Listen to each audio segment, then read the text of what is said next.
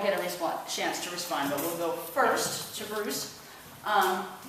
Question one is, would you support a city-funded tenant resource program designed in great part by tenants and tenant advocates? If so, what services do you predict to be the most solicited? And if you would not support such a program, what are the reasons you would not support it? I think in this housing crisis, we certainly could use some of that. There have been things like that in the past. Legal aid used to provide a housing law project that gave legal assistance to tenants.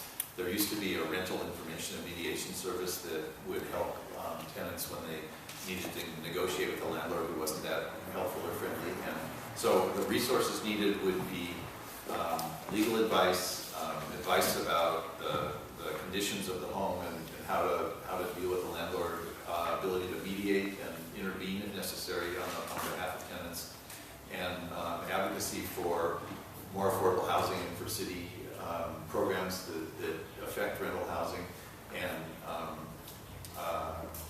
what would be the most in demand.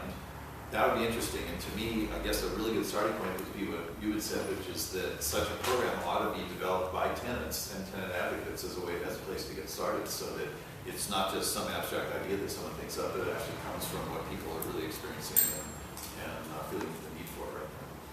Thank you. Rochelle, could you repeat the question, please? Certainly. Would you support a city-funded tenant resource program designed in great part by tenants and tenant advocates? If so, what services do you predict to be the most solicited? If you wouldn't support such a program, what are the reasons you would not support one? Well, I would support such a program when you look at the fact that over 50%, I think we're approaching 60% of the folks who live in Santa Cruz are renters. I think it would be a valuable resource and something that people could go to. And right now we have absolutely nothing in place for things like tenant-landlord disputes.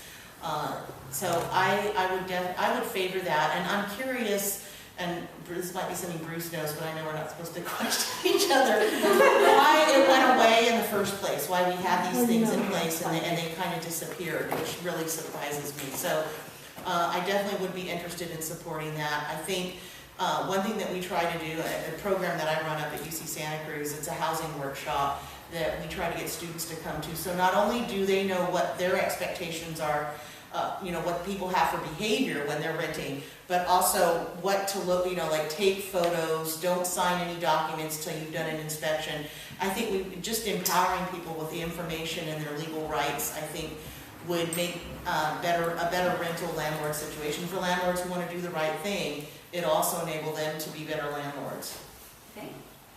Lane, same question. Okay, I would certainly support such a program. I think a city-funded tenant resource program is really important because right now a lot of tenants have a fear about reporting or engaging in some kind of legal dispute having to do with issues they're facing from their landlord, because there could be backlash from the landlord and they could lose their housing.